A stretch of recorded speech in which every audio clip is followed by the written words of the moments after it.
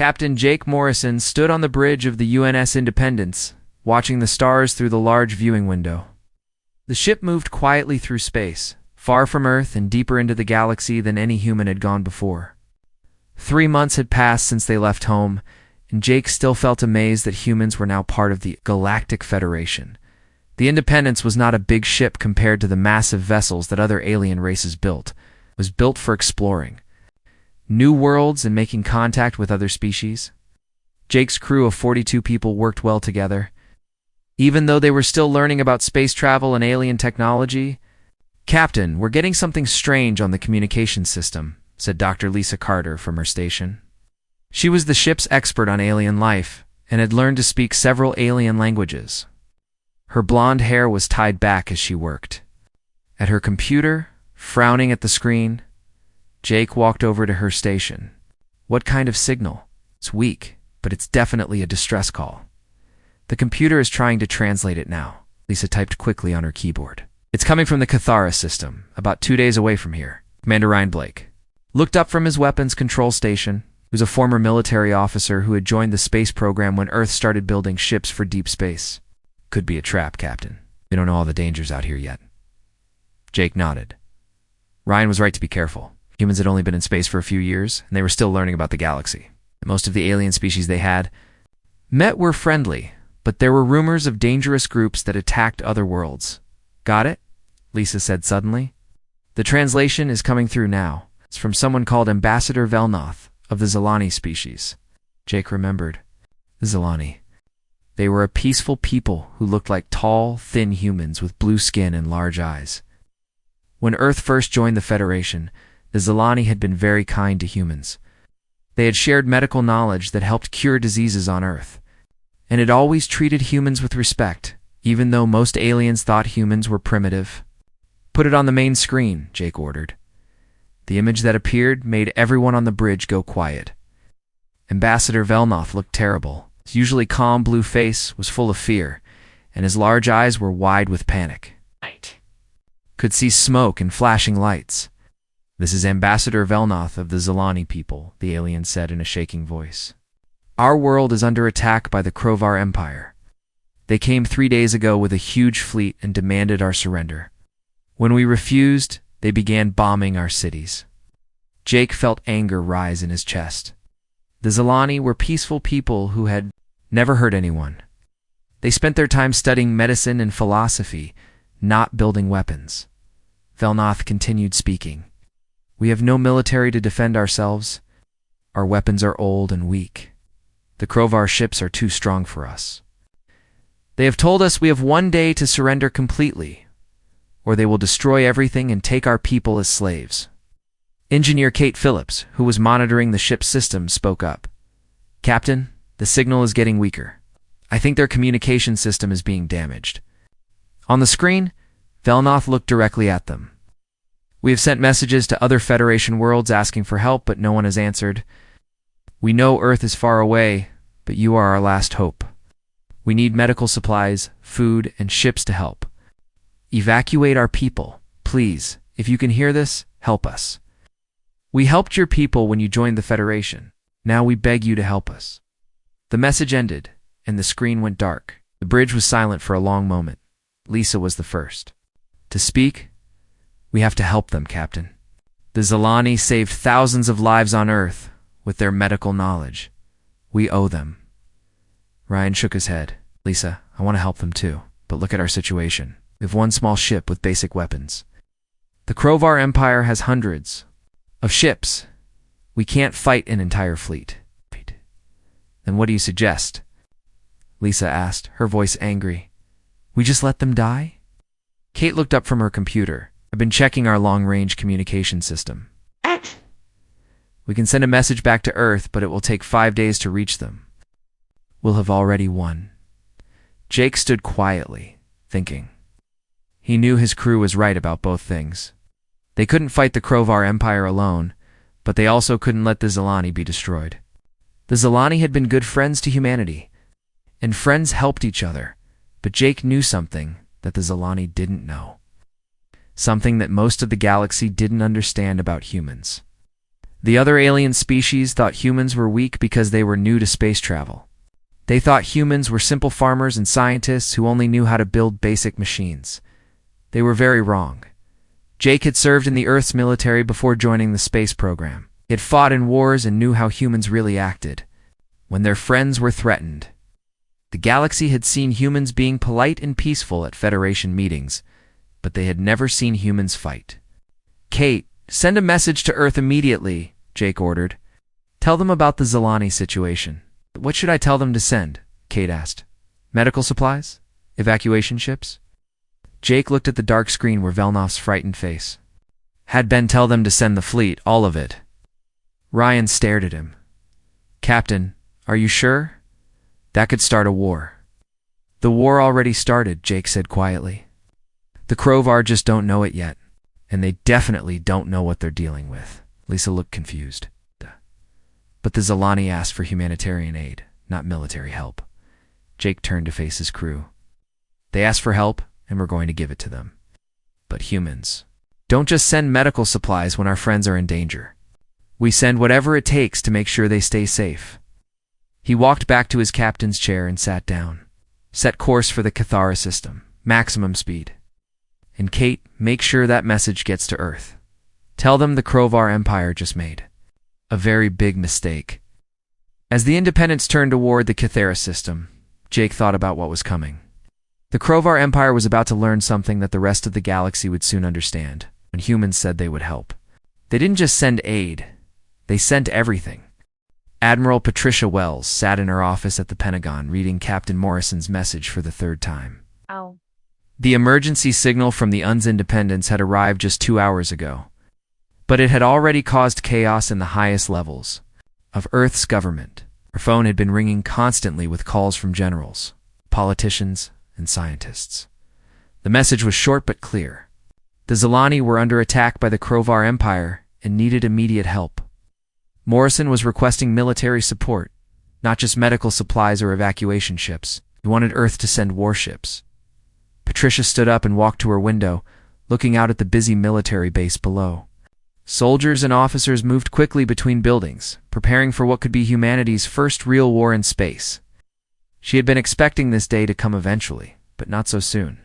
Her assistant knocked on the door. "Admiral President, Turner is ready for you in the Situation Room." Patricia grabbed her files and walked quickly through the halls of the Pentagon. The Situation Room was full of people when she arrived. President Alex Turner sat at the head of the table, looking serious. Around him were the most important military and government leaders on Earth. "Patricia, thank you for coming," President Turner said. "I think everyone here has read Captain Morrison's message. The question is, what do we do about it?" General Maria Santos, head of the Space Marines, spoke first. "Mr. President, we have the ships and the people ready to go. The 7th Fleet has been training for deep space combat for 2 years. Admiral Brooks has been asking for a real mission to test his crews. But is this our fight?" asked Secretary of State Robert Kim. "The Zilani are friends, yes, but sending our entire fleet could make other alien governments nervous. They might think we're becoming too aggressive." Dr. Nathan Cruz, Earth's expert on alien cultures, shook his head. "Robert, you don't understand how the galaxy really works. Most alien species are peaceful because they evolved from prey animals. They solve problems by talking or making deals. They've never had to fight for survival like humans have." Patricia opened her first file. "Dr. Cruz is right. Our intelligence reports show that most galactic species haven't fought a real war in hundreds of years. When they have conflicts, one side usually gives up quickly rather than fight." President Turner leaned forward. "What about the Krovar Empire? What do we know about them?" "They're bullies," General Santos said bluntly. "They attack weak worlds and demand surrender. Most species give up rather than fight because they don't have strong militaries. The Krovar have been doing this for decades." Dr. Cruz pulled up a holographic display showing the Krovar Empire. Their military doctrine is based on fear and overwhelming numbers. They show up with huge fleets and threaten to destroy everything. Most worlds surrender immediately. "They've never fought humans," Patricia said quietly. "They don't know what we're capable of." The room went silent. Everyone knew what she meant. Earth was different from other worlds in the galaxy. Most planets were peaceful places where intelligent life evolved slowly. Earth was what scientists called a death world. Everything on Earth had to fight to survive. Humans had evolved as hunters, competing with dangerous predators and surviving in harsh environments. They had fought wars for thousands of years, constantly improving their weapons and tactics. Alien species looked at human history and were horrified by all the violence. They thought it made humans primitive and savage. They were wrong. It made humans very good at war. President Turner looked around the table. So you're all saying that. The Krovar don't know what they're dealing with? Exactly, Dr. Cruz said. They think humans are just another weak species that will be afraid of their big ships. They have no idea that we've been preparing for space combat since we joined the Federation. Admiral Charlie Brooks, commander of the 7th Fleet, spoke up. Through a video connection from his flagship, Mr. President, my fleet is ready to go. We have 12 destroyers, 6 carriers, 4 marine assault ships, and 50,000 of the best soldiers Earth has ever trained. We can be at the Cathera system in 6 days? What about the other Federation worlds? Secretary Kim asked. What will they think when they hear we sent a war fleet instead of medical supplies? Patricia smiled grimly. We'll tell them we sent both, humanitarian aid and military protection. The galaxy needs to learn that when humans promise to help, we don't just send supplies. We send whatever it takes to make sure the problem is solved permanently. General Santos pulled up tactical displays on the main screen. The Krovar fleet has about 200 ships surrounding the Zilani homeworld. That sounds like a lot, but their ships are designed for intimidation, not real combat. They're big and slow, built to scare enemies into surrendering. Our ships are smaller but much faster, Admiral Brooks added. Human fighters can move in ways that alien pilots have never seen. Our weapons are designed to fight real battles, not just threaten civilians. President Turner stood up slowly. Gentlemen, ladies, I think we all know what needs to be done. The Zilani helped us when we joined the galaxy. They shared their medical knowledge and treated us with respect when other species looked down on us. He looked around the room at each person. But this is about more than just helping friends. If we let the Krovar destroy the Zilani, other aggressive species will think humans are weak. They'll attack more peaceful worlds, thinking we won't interfere. Dr. Cruz nodded. The galaxy needs to understand that humanity is now the Federation's protector. When peaceful species are threatened, they can call on us. And when they call, we answer with everything we have, General Santos added. President Turner made his decision.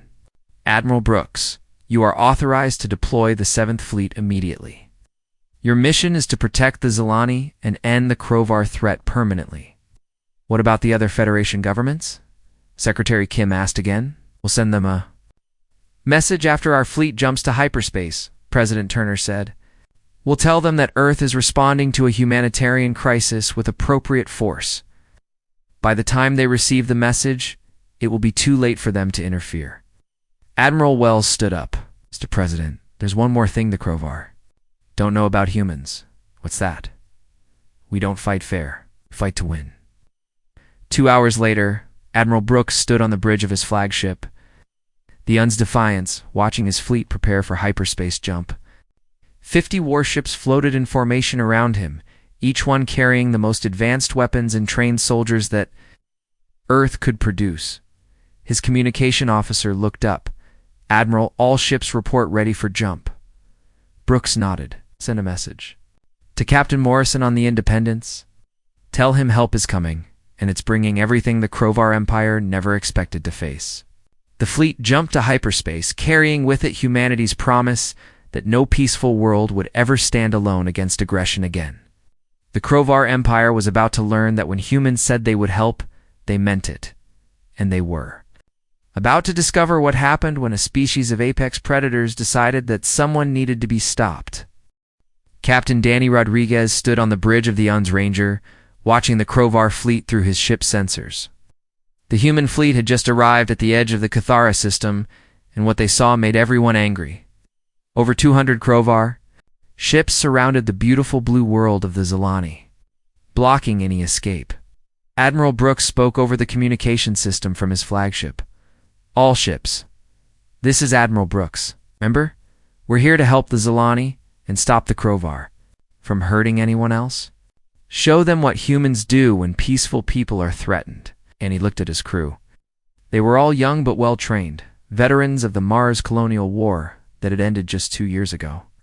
His weapons officer, Lieutenant Tom Parker, was checking his systems carefully. His pilot, Ensign Kelly Davis, kept the ship steady as they moved closer to the enemy fleet. "Captain, we're being contacted by the Krovar fleet," said Communications Officer Mike Johnson. "Put it on screen," Danny ordered.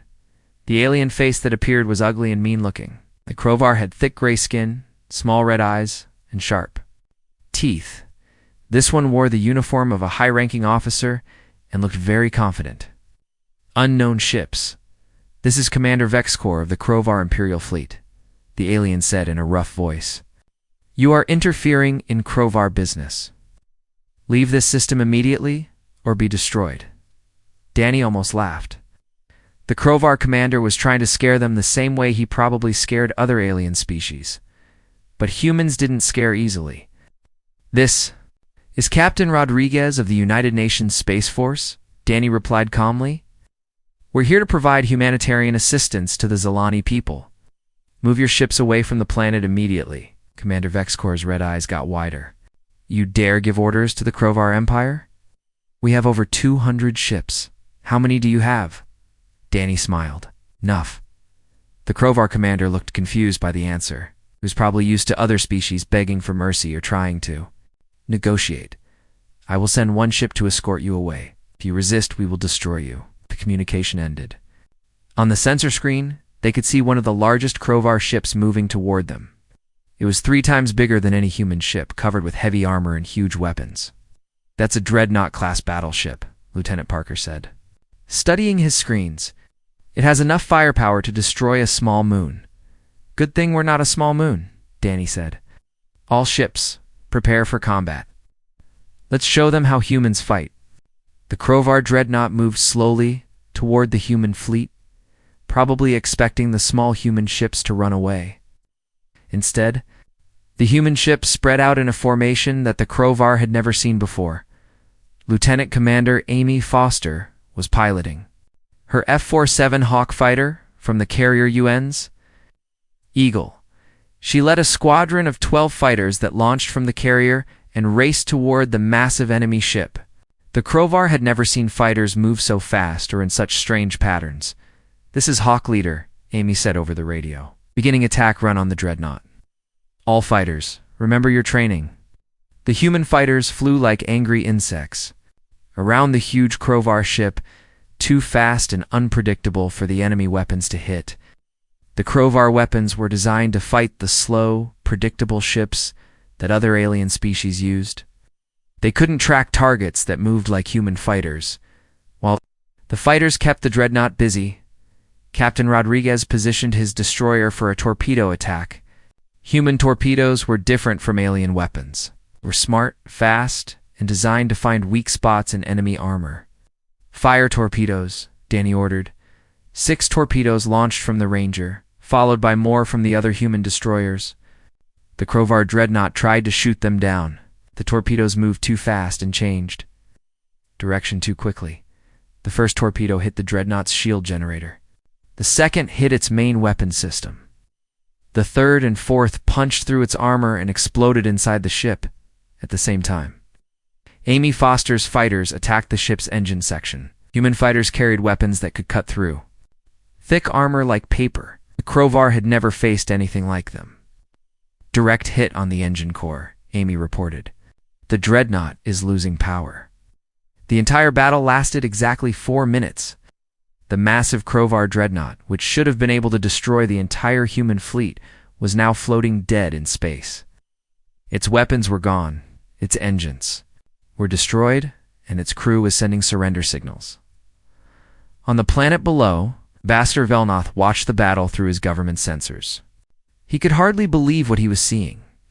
The small human fleet had just destroyed the most powerful ship in the Krovar fleet without losing a single vessel. Get me a communication link to the human flagship, Velnoth told his assistants. I must speak with their commander. A few minutes later, Velnoth found himself talking to Admiral Brooks on the bridge of the UN's Defiance. The human admiral looked calm and professional, as if destroying enemy battleships was just part of his daily routine. Ambassador Velnoth, Admiral Brooks said politely, we received your distress call. We're here to help. Please stand by for immediate tactical support and humanitarian assistance. Velnoth's large eyes were full of amazement. Admiral Brooks, we asked for medical supplies and evacuation ships. We never expected. ... This Admiral Brooks smiled. The ambassador. When humans say we'll help, we don't just send supplies. We send whatever it takes to solve the problem completely. In the Krovar fleet, Admiral Dekovar was having the worst day of his military career. He had just watched his most powerful ship get destroyed by aliens he had never heard of before. The human ships moved like nothing he had ever seen, and their weapons were terrifyingly effective. Sir, should we attack with the full fleet? Asked his second-in-command. Admiral Vekvar stared at the sensor readings. The human fleet was much smaller than his, but they had just proven that size didn't matter. These humans fought with tactics and weapons that were completely unknown to the Krovar. Send a message to High Command immediately, Vekvar ordered. Tell them we need reinforcements. Many reinforcements. What should I tell them about the humans, sir? Vekvar watched as human fighters continued to patrol around his fleet, moving in patterns that seemed impossible. Tell them the humans are not what we expected. They don't fight like other Federation species. They fight like the ancient legends of the Void Hunters. The communication officer looked confused. The Void Hunters are just myths, sir, are they? Swar asked, watching another group of human fighters perform maneuvers that defied everything he knew about space combat. Sent the message. Tell High Command to send the Grand Fleet. All of it. Back on the human flagship, Admiral Brooks was planning his next move. The Krovar had many more ships, but now they knew they were facing an enemy they didn't understand. Admiral, we're receiving a message from the Krovar fleet, his communication officer reported. What do they want? They're asking for a temporary ceasefire while they wait for reinforcements. Admiral Brooks almost laughed. Krovar were so confident they could win that they were asking for time to bring more ships. They still didn't understand what they were really facing. Send them a reply, Brooks ordered. Tell them they have 24 hours to withdraw from this system completely. After that, we consider them hostile targets. As the message was sent, Brooks looked out at the Krovar fleet. They thought they were dealing with just another weak Federation species that would be intimidated by superior numbers. They were about to learn that humans had been fighting wars long before they ever reached the stars, and they had gotten very good at it.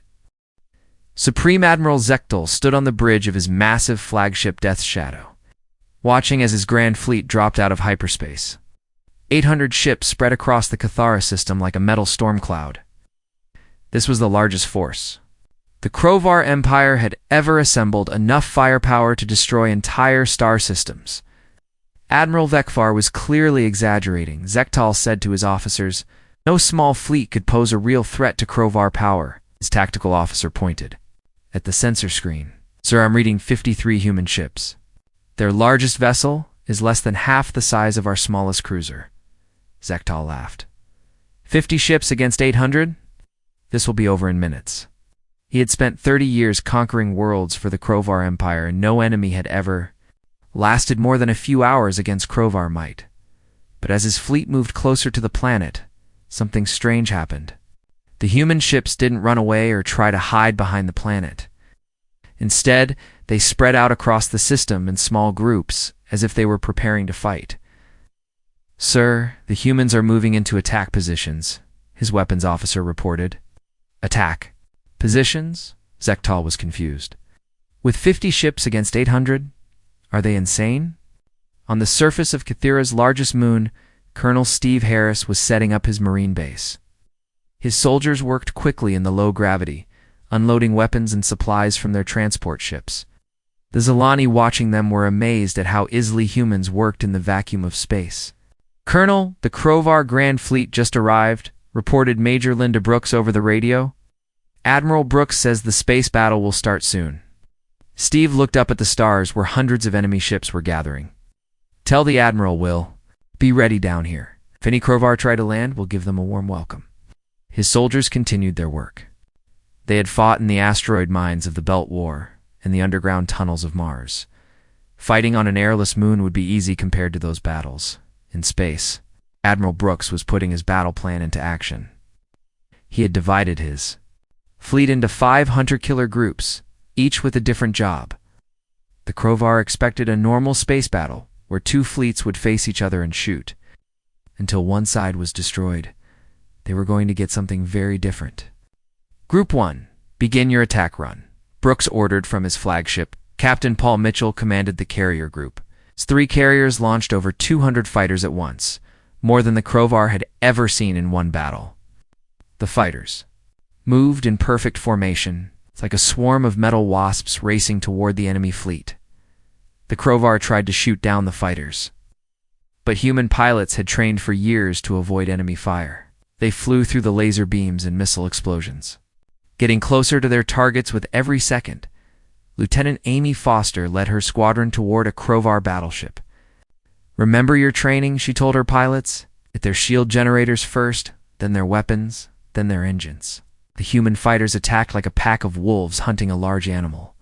They worked together, each pilot knowing exactly what the others would do. Some fighters drew enemy fire, while others attacked weak spots. Some carried heavy weapons, while others carried electronic warfare equipment that confused enemy sensors. Within minutes, 3 Krovar battleships were floating dead in space, their weapons destroyed and their engines offline. Group 2, you're up, Admiral Brooks said. Commander Sarah Johnson led the destroyer group in a hit-and-run attack. Her ships appeared from behind asteroids and debris, fired their weapons, then disappeared before the Krovar could shoot back. The enemy had never faced tactics like this before. Human destroyers were much smaller than Krovar ships, but they were also much faster. They could appear anywhere in the battle area within seconds, attack isolated enemy ships, then vanish before reinforcements arrived. Direct hit on Cruiser Target 7, reported Captain Rodriguez from the Ranger. Their main reactor is critical. Good work, Danny, Sarah replied. Move to Target 12 and repeat. The Krovar fleet was getting confused. They were used to fighting enemies who stayed in one place and traded shots until someone surrendered. The humans kept moving, kept attacking from different directions. It seemed to be everywhere at once. Supreme Admiral Zektal was getting angry. Why can't we hit them? They're just small ships, sir. They're using tactics we've never seen before, his tactical officer explained. They don't fight like other Federation species. They're coordinating their attacks across the entire battle area, then send everything at their flagship. Kill their admiral, and the rest will surrender. But when the Krovar fleet concentrated on Admiral Brooks' ship, the other human groups attacked them from behind. When they turned to face those attacks, different human ships hit them from the sides. The humans were fighting like a single organism with many parts, each group supporting the others in a deadly dance of destruction. The turning point came when Sergeant Major Rick Thompson led a Marine boarding action against a Krovar command ship. His Marines used small, fast transports to get close to the enemy vessel, then cut through its hull with plasma torches. The Krovar security forces had never fought humans in close combat. They were used to fighting other alien species who preferred to negotiate rather than fight. When armored human Marines came through their bulkheads carrying assault rifles and grenades, the Krovar soldiers panicked. Deck 7 is secure, Rick reported as his Marines moved through the ship. These aliens don't know how to fight in confined spaces. Within an hour, Rick's Marines had captured the ship's bridge and taken its officers prisoner. The tactical information they found there was sent immediately to Admiral Brooks, giving the humans a complete picture of Krovar fleet positions and plans. The battle that had started as 800 ships against 50 was now turning into a disaster for the Krovar Empire. Human ships were faster, human tactics were better, and human crews fought with an intensity that the Krovar had never encountered.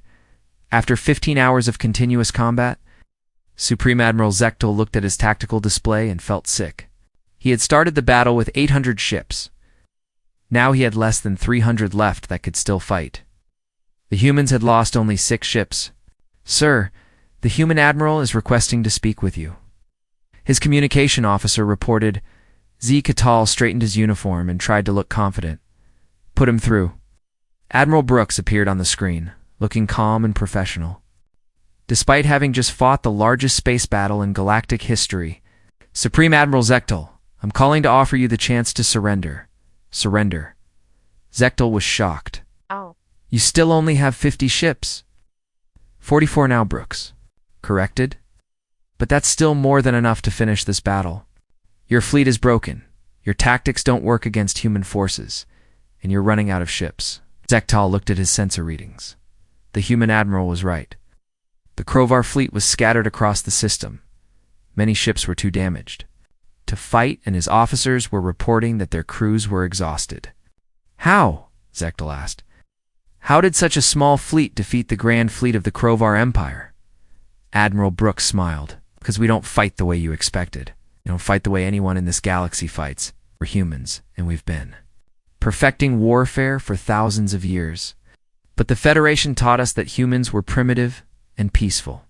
"We are peaceful," Brooks said, "when our friends aren't being threatened. When someone attacks innocent people, we become something very different."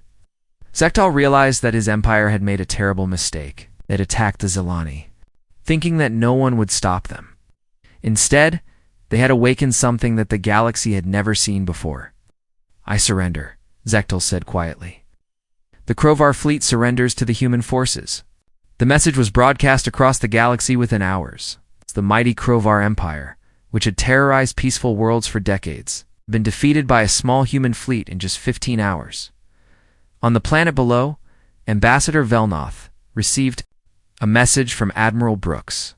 "Ambassador, the Krovar threat has been eliminated. Our medical teams are ready to help your people, and our engineers will help rebuild anything that was damaged." Velnoth looked up at the stars, where the human fleet was now protecting his world. "Admiral, my people will never forget what you have done for us." "We told you we were here to help," Brooks replied. "When humans make a promise, we keep it." 6 months after the Battle of Cathara, Admiral Jake Morrison stood on the observation deck of the new Terran Defense Force base orbiting the Zilani homeworld. The massive space station was both a symbol of human protection and a warning to anyone who might threaten peaceful worlds. Through the large windows, Jake could see human and Zilani ships working together. Medical transports carried supplies between worlds, while human patrol ships kept watch for any signs of trouble. The partnership between the two species had grown stronger than anyone had expected. Dr. Lisa Carter joined him at the window, carrying a tablet full of reports. She was now the director of the first interspecies medical research station, where Zilani healing knowledge combined with human emergency medicine to create treatments that worked for many different alien species. "The latest results are amazing," Lisa said, showing Jake her data. "The new trauma treatments we developed with Zilani doctors have saved over 10,000 lives across 12 different worlds." Jake smiled. "The Zilani always were good teachers." "What about the political situation?" "Getting interesting," Lisa replied. Ambassador Grant just finished her presentation to the Federation Assembly. The vote was unanimous. Jake raised his eyebrows. "Unanimous? For what?" "Earth gets a permanent seat on the Federation Security Council. Apparently, the other species decided they want humans to be their official protectors." This was a big change from 6 months ago. Before the Krovar War, most alien species had thought of humans as the newest and weakest members of the Federation. They were polite to humans, but didn't take them seriously in important decisions. Now, everything was different. The destruction of the Krovar Grand Fleet had shown the galaxy something they had never seen before. A small human fleet had defeated an empire that had terrorized peaceful worlds for decades. The victory had been so complete that other aggressive species were now avoiding any conflict with Federation members. On Earth, President Alex Turner was meeting with his advisors in the White House. The war had made humanity famous across the galaxy, but it had also created new responsibilities that Earth was still learning to handle. "Mr. President, we're getting another distress call," reported Secretary of Defense Patricia Wells. "This time it's from the Rigel system. A group of slavers is attacking the Aquari people." President Turner sighed. This was the fifth distress call they had received since the Crovar War ended. Word had spread quickly that humans would respond to threats against peaceful species. And now every world in trouble was asking for help. What do we know about these slavers? Turner asked. They call themselves the Red Claw Syndicate, General, Santos explained. They've been capturing members of peaceful species and selling them to mining companies in the outer systems. The Aquari are fish-like people who can't fight back effectively. How many ships do the slavers have? About 30? Vessels, all lightly armed. Nothing like the Crovar fleet. President Turner thought for a moment. The Aquari were known to be gentle, intelligent people who spent their time studying ocean science and art. They had never hurt anyone and deserved protection. Send Admiral Brooks with the Fifth Fleet, Turner decided. Make it clear that slavery is not acceptable anywhere in Federation space. Back in the Cathara system, Ambassador Velnoth was preparing for an important speech. The Galactic Federation was holding its annual assembly, and all member species would be watching. As the leader who had first called humans for help, Velnoth had been asked to explain what humanity meant to the galaxy.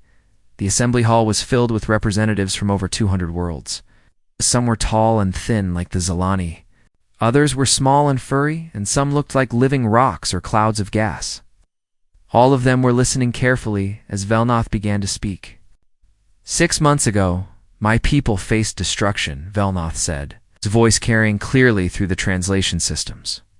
The Crovar Empire had surrounded our world and demanded our surrender. And no military, no weapons capable of stopping them. The hall was completely quiet.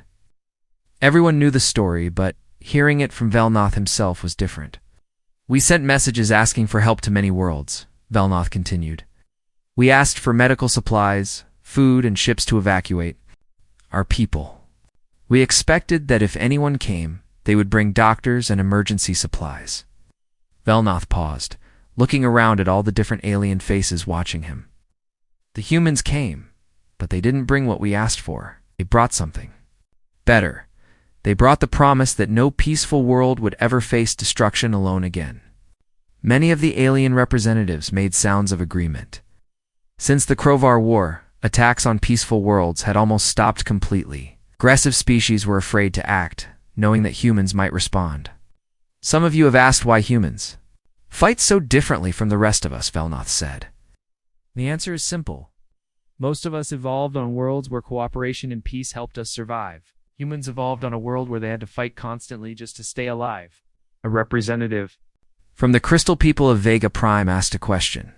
Do you think humans are too violent? Should we be worried about them? Velnoth shook his head. I've worked closely with humans for 6 months. They're not violent by nature, but they are protective. When their friends are safe, humans are peaceful, kind, and generous. But when someone threatens innocent people, humans become something else entirely. What do they become? Asked a representative from the gas giant colonies. They become exactly what the galaxy needs, Velnoth answered. They become the shield that protects those who cannot protect themselves. At that moment, news arrived that Admiral Brooks had successfully defeated the Red Claw Syndicate at Rigel. The slavers had surrendered after their first encounter with human destroyers, and the Aquari people were free. The assembly erupted in cheers. This was the 3rd time in 6 months that humans had stopped an attack on a peaceful world. The pattern was clear when innocent people called for help. Humans answered with overwhelming force. Ambassador Linda Grant, Earth's representative to the Federation, stood up to address the assembly. My fellow beings, humanity is honored to serve as protectors of the peaceful worlds. But understand this. We are not conquerors or empire builders. We are friends helping friends. She looked around the huge assembly hall. When peaceful people are threatened, they can call on Earth. We will send whatever force is necessary to ensure that the problem is solved permanently. A representative from the Andromedans asked, what if an aggressive species has a large fleet? What if they're too strong? Linda smiled. There is no such thing as too strong when humans are protecting innocent people. We have learned that. The size of the enemy fleet doesn't matter. What matters is the determination to win. After the assembly ended, Velnoth met privately with Linda Grant. "Ambassador, my people want to do something special for humanity. We want to build a monument on Earth to thank humans for what you've done." "That's very kind," Linda replied. "What kind of monument?" "Healing garden," Velnoth explained. "Using the most beautiful plants from worlds that humans have protected. The garden will grow larger as more species are saved." Linda thought this. It was a wonderful idea. I think President Turner would be honored to have such a gift. As they talked, another human fleet was jumping to hyperspace, responding to a new distress call from the frontier systems. The message was the same as always. Peaceful people were in danger and they needed help. And as always, the human response was the same. They didn't just send aid or supplies or negotiators. They sent everything necessary to make sure that help would never be needed again. The galaxy had learned that when humans made a promise, they kept it. And the promise was simple. No peaceful world would ever stand alone against aggression again. In the depths of space, the human fleet raced toward another world in need, carrying with it the hope of innocent people and the fear of those who would harm them. The age of human protection had begun. The galaxy was becoming a safer place for everyone who chose peace over war.